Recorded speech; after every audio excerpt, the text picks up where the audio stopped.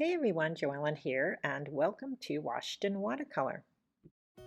My demo for today is of this beautiful ocean scene.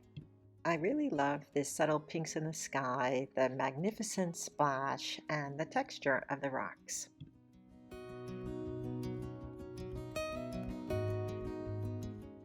The videos I offer on my channel take me a little bit of time to put together, so please remember to like, comment, and subscribe.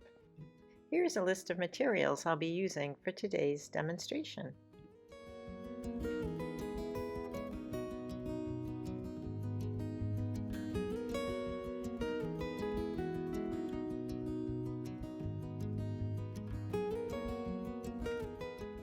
As always, I start off by taping the edges of my paper. This way, when I'm done painting and I take the tape off, I have this nice clean edge. I'll use a ruler and measure down for the top to make sure my horizon line is exactly level.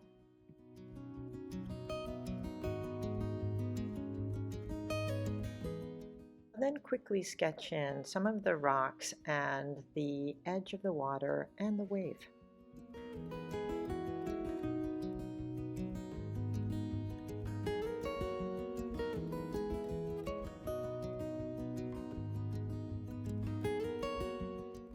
Using my silicone tipped applicator, I'll then apply some masking fluid. I want to put the masking fluid on any areas I want to retain white.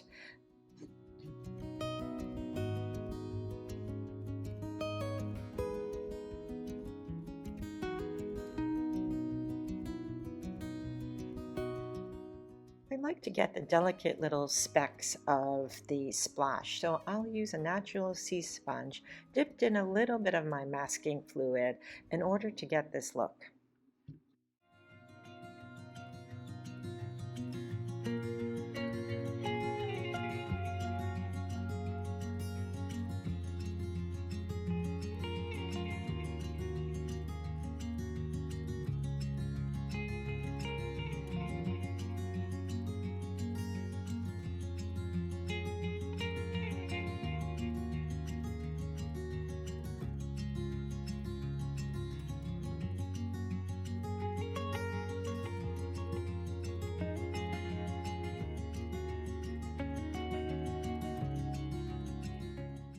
Once I'm done, I want to make sure that my masking fluid is completely dry before I start to paint.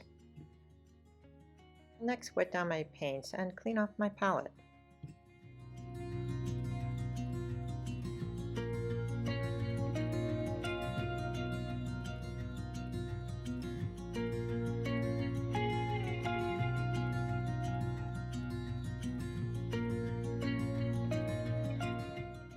Using clean water, I will wet my entire piece of paper.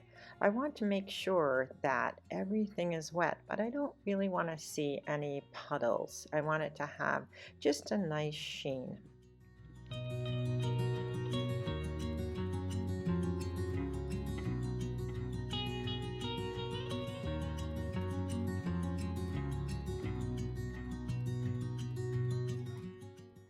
I'll use my favorite color for this, Windsor Orange Red shade, and I'll mix up a nice pile on my palette. I want to make sure it's fairly watered down, and then I'll start at the top and I'll work my way down. As I'm going down towards the edge of the horizon line, I'll be sure to keep the paint a little bit lighter in that area.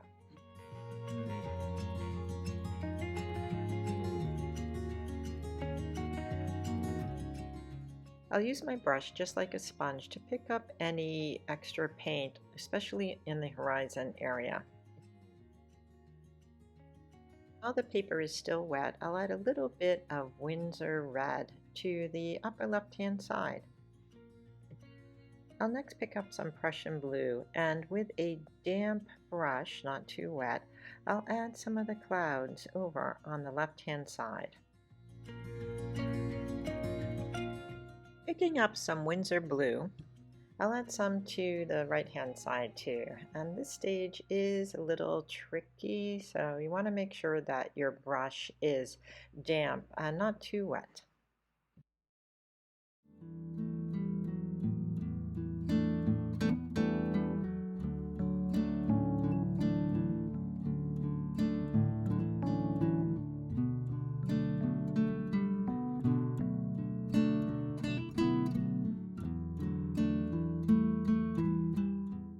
While my paper is still wet, I'll add a little bit of Windsor red to the right-hand foreground.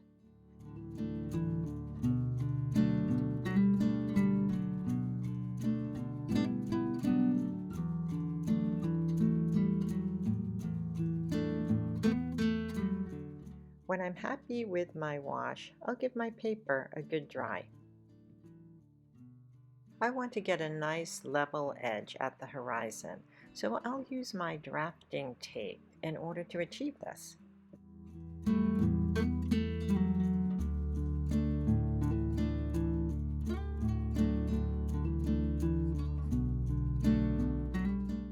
I'll mix my Prussian blue along with a little bit of neutral tint to get the perfect ocean color.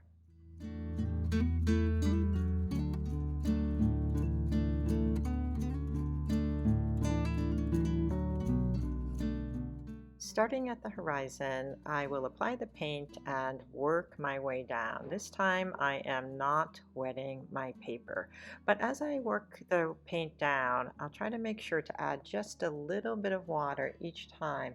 So as this wash comes down, it gets lighter and lighter in value.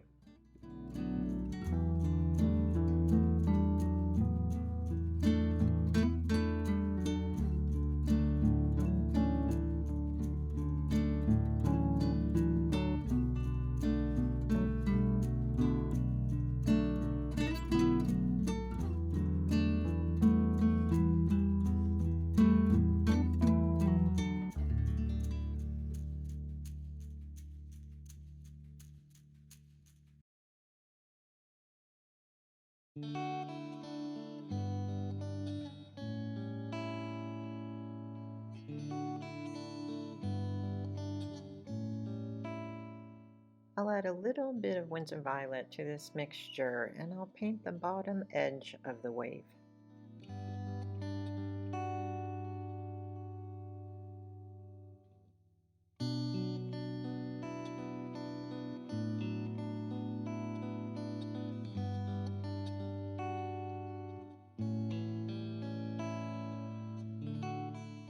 The damp brush, I'll soften the bottom edge.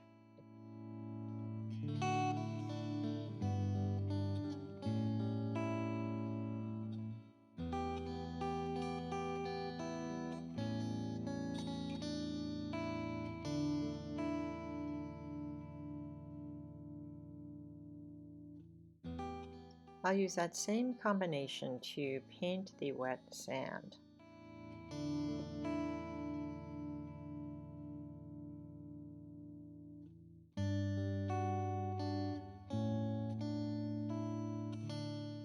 While wet, I'll add a touch of burnt sienna closest to the rocks.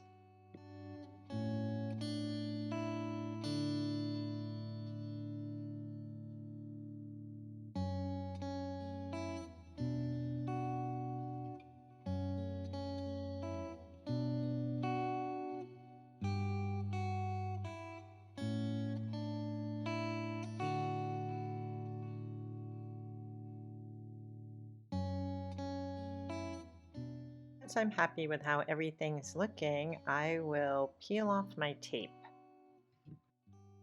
And wow, that's a nice clean edge. I don't particularly like this flat brush for painting, but I feel the shape of it will give me some nice edges for the waves. I'm using that same combination of color with a little bit of perylene green added to it. As the waves get closer, they'll get a little larger and darker, and I'll soften the bottom edge with a damp brush.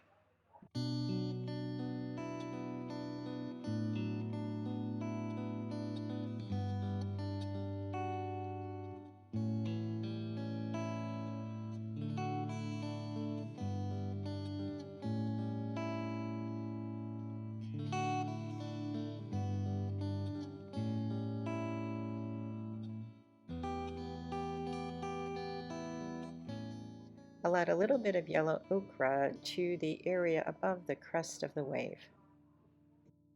Using some burnt sienna with a little bit of my Windsor Violet and a touch of Windsor Red, I'll next paint the sand.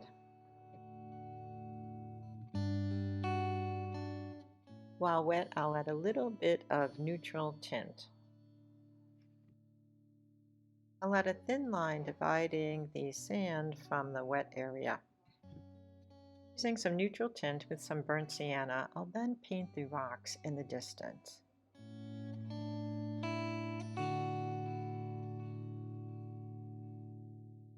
When I'm happy, I'll next paint the rocks in the foreground. I'll again use some burnt sienna along with some neutral tint, and I'll just work wet into wet, just randomly dropping in some colors and letting them mix on their own.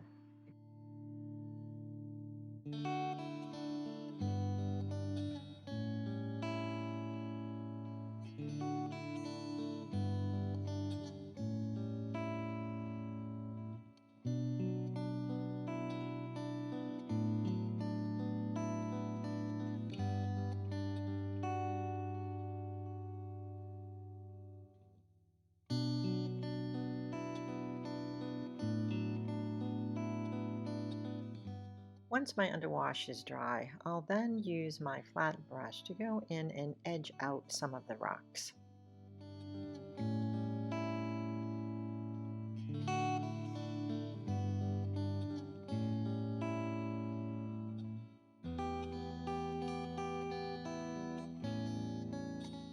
I want the rocks in the foreground to be a little bit darker and more colorful than the rocks in the background.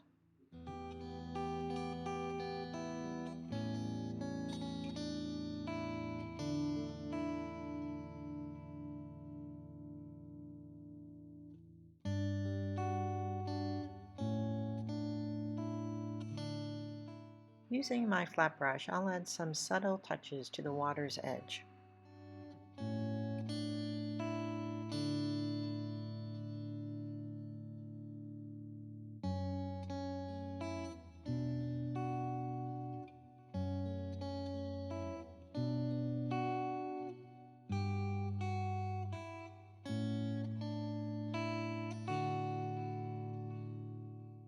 Continue to darken areas in the foreground.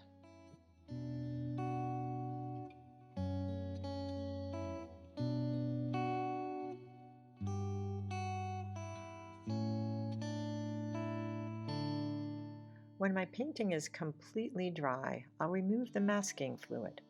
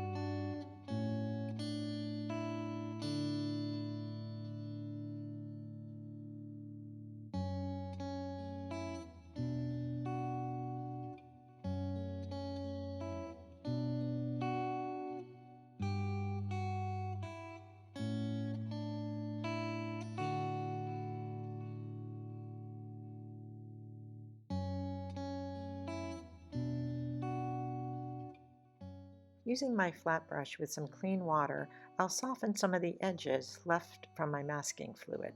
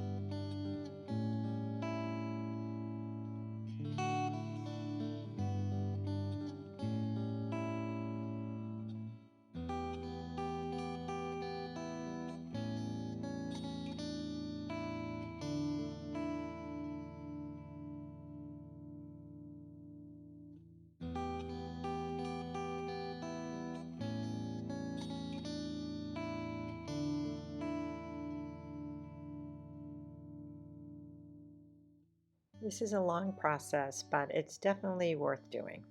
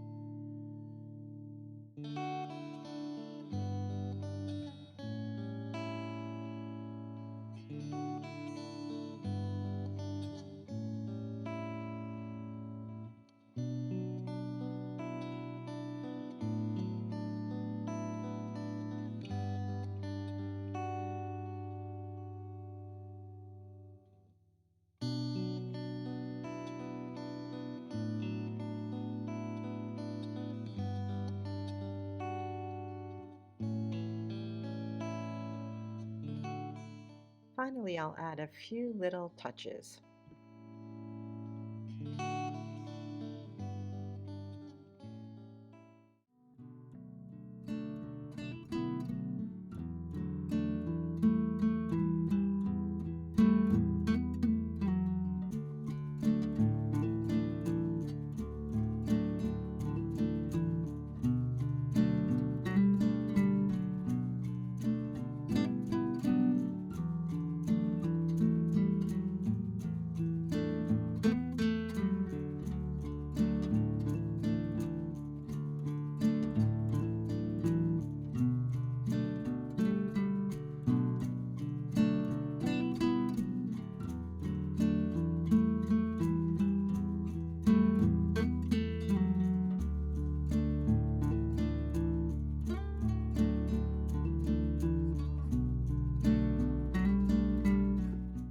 Okay, I think I'm pretty happy with this. So let's give it a sign and pull off the tape.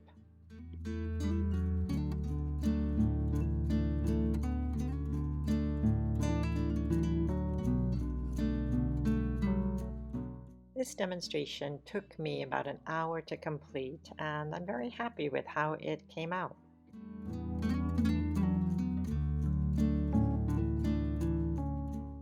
If you'd like to learn more about my art or take a class, please check out my website. As always, thank you for watching and have a great day.